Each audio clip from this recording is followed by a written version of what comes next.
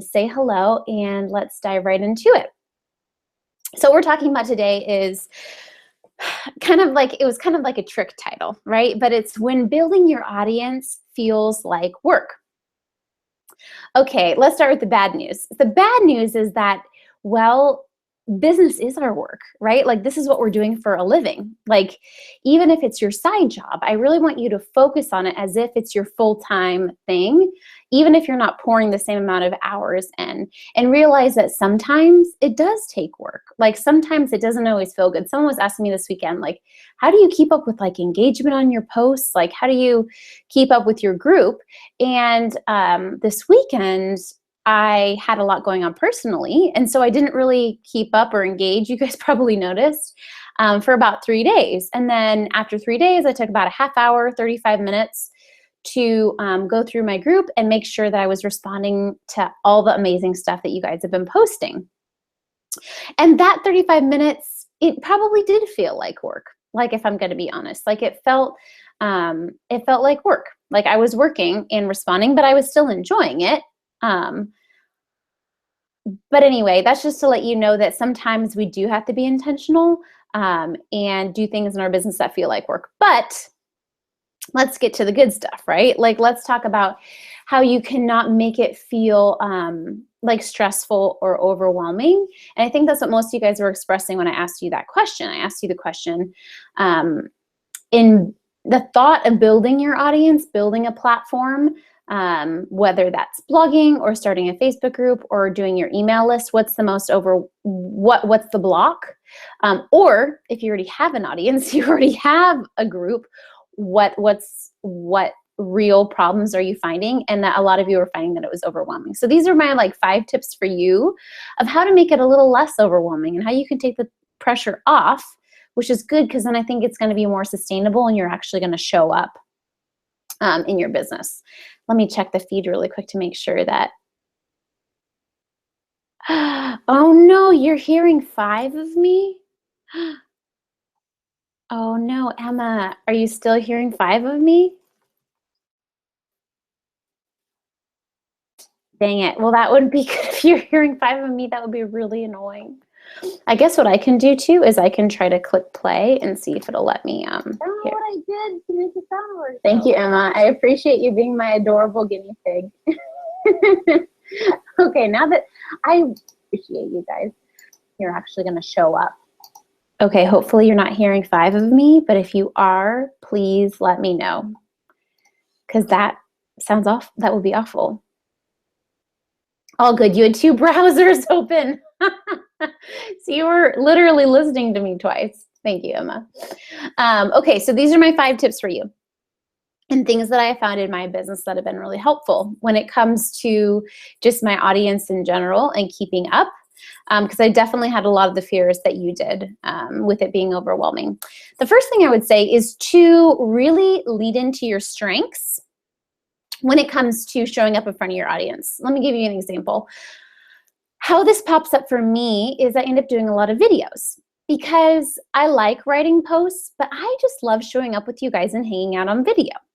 And so that's because that's a non-exhausting, non-overwhelming thing for me to do. If video, as long as it's not a block for you, is truly not your thing, then don't lean into it. Don't do it. Like, do writing, like, do audios, like, do what feels good to you. And I think that's one way that we can make showing up really feel good. So look at what the type of content you're putting out, how you're showing up, and if it's using your strengths, and if it's not, switch it up.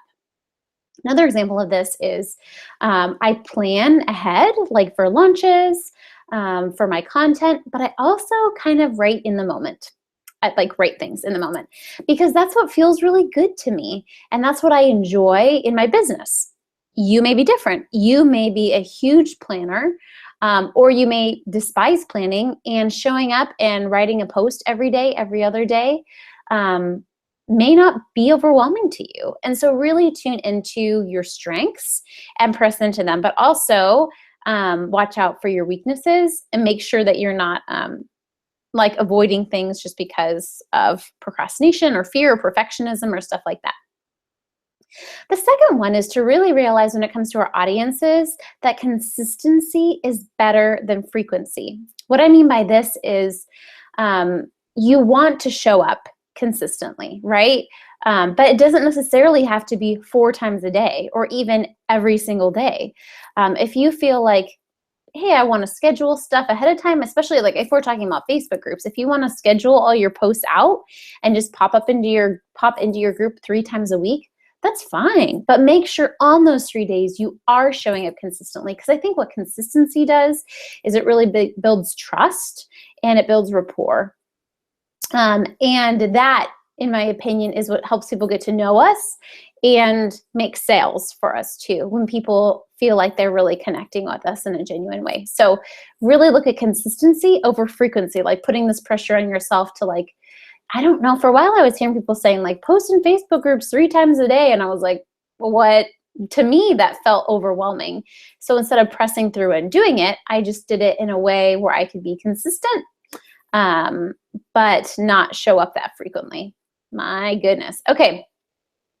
Next is really take the pressure off yourself. That's my next tip for you. And so that means as things aren't working, shift them, change them. So maybe you thought you really liked showing up on video, but you've tried it a few times, you've really given it a good go, and you don't. Like, you really don't like it and it doesn't feel good to you. Or maybe you're writing your emails on a certain day and you want to switch it to another day. But I continually have to remind myself that it's my business. I can do it in a way that feels good to me. Often I even, I think you can see my calendar behind me, but I often will shift things physically in my calendar in order to make it really fit good and feel good to me, because I'm the CEO and I get to do that, and you do too. And so really be available to, if you start feeling like overwhelmed with a part of your business, to intentionally making shifts to it so that it feels good to you. Next, another huge way to make it non-exhausting, and this is a hard one, is to make sure you're not just giving to your audience, but you're receiving. And this is a hard one because you have to make the intention and you have to take the step to receive. It's not something that typically people are going to give to you without you asking for it, which is kind of counterintuitive, right? Like, I know we like to be supported in our life most when it like comes without asking, like that feels good. And that's great if it comes, right? Like when I get a PM from someone and they're just like, Anna, like, I know I'm not even one of your clients, but I just signed a client because of something you said and it changed my business. And like, that feels really, really good. That's like a form of me feeling like supported without me even asking for it. But I ask for specifically support in my business all the time. I ask for my clients, would you write me a testimonial? Or, you know, if they're sharing something with me and they're like, I had a great breakthrough, blah, blah, blah. And I'm like, would you mind writing that down as a testimonial? I would love that. But see, I'm taking the courage to like ask, right? Another example of this is just selling in our business in general, actually creating offers so that we can receive financially from our clients. But notice that it wasn't just clients throwing money at you. Your clients, you were able to receive money from your clients because you asked, right? I received a testimonial because I asked. And so really being available to prepare your heart to receive, but also being intentional so that you can receive, and not assuming that that's just going to happen magically. But if it does, awesome too. Trying to think of some other examples. I think also like with my Facebook community in general, I receive by like writing honest, vulnerable posts. Like, all right, like I'm having a horrible day, or I'm feeling really drained. And of course, like we want to keep our audience in mind first, but I'm not afraid to actually honestly receive from my audience and let you guys show up and support me. Sometimes I'll ask questions like, I need your advice on this thing, or this isn't really my area of expertise. Like, what do you guys think about this? But really putting myself out there so that I can receive, I think is definitely a way it feels non-exhausting and non-overwhelming, because it doesn't feel like a one-way street, right? Like we all have those relationships in our personal lives where it feels like this is a one-way friendship. But for me, what I've been challenging myself to lately is it a one-way friendship because of them or because of me? Like, am I actually, like, we teach people how to treat us, right? Like, we establish the boundaries. And so with your tribe, with your audience, are you teaching them how to treat you?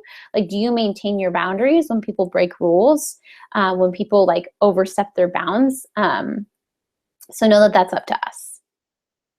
Lastly, I wanted to talk about, let's see, yeah, boundaries, because like I was saying, like, it is a job, it is work. Like, this is our work, but just like we do with day jobs, or if you used to work, when we're employed by someone, we set boundaries, right? Like, one of the things that we might do is, okay, I'm not going to answer my work email when I'm at home. So I think similarly, we can set boundaries around our online businesses, to really make our personal lives still thrive. And so whatever boundaries that is, maybe when you first wake up, you don't check your email or whatever, however you operate your business, until a certain time in the day. Maybe you only want to work 3 days a week, and that's when you turn on your computer and, do your stuff. But I think knowing that I'm the one that's in charge of setting up boundaries in our business and in our relationships, with our clients, just like we would with a day job, right? Because think about like the boundaries you would set with your boss if they were not a very respectful, if they were a boss that kind of pushed your boundaries, and those are the same boundaries you have to put with yourself as you're playing like both the CEO and the employee. So those are my tips for you, on how to take a step back and reevaluate things when building your audience is starting to feel overwhelming or like work. I would love to hear from you. I know I should check in the comments again. I would love to hear from you guys, what you do when interacting with your audience starts to feel overwhelming. How do you readjust things and change things? And tomorrow in the webinar, thank you for helping me hash out the sound this time, you guys. We're going to be talking even more about audience building, and actually how to build an audience. And if you already have an audience, you'll especially want to tune in, because we'll talk about the theme is like the 3 stages to building an audience. Not just like building it for the sake of building it, but actually as a part of our business, as a part of our plan to make profit and make money and support our lives and our families. And so I'll be sharing my story and journey through my 2 Facebook groups that I've created and my email lists, and what that's looked like for me. And so I hope you join me tomorrow in the webinar. It's going to be great. And also, I want to remind you too, the cart is open for the mini course that I'm running called Love Your Tribe. And that teaches you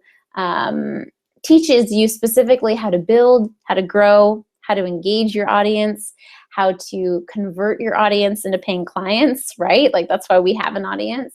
And then also how to really step up as a leader and a community member with your audience, I think is kind of like important to do too. So we're going to be talking tomorrow at the end of the webinar. I'll share a little bit more with you too about the course and the amazing stuff you'll get inside. I'm breaking it up this time into 5 little mini modules. That way, if you're like, Anna, I already have a Facebook group. Like, I don't need to know how to build it. I just need to know, like, no one engages. I need to know how to, then you can go right to the engagement model, or you can go right to the conversion model and really get the support and help you need.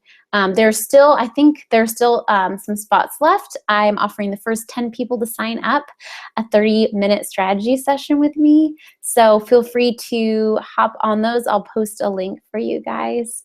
But you'll hear more about that, and actually kind of a preview of some of the strategy from the mini course in the webinar tomorrow. So I look forward to seeing you guys there and hanging out with you live. Okay, thank you for helping me troubleshoot this. I really appreciate it, you guys.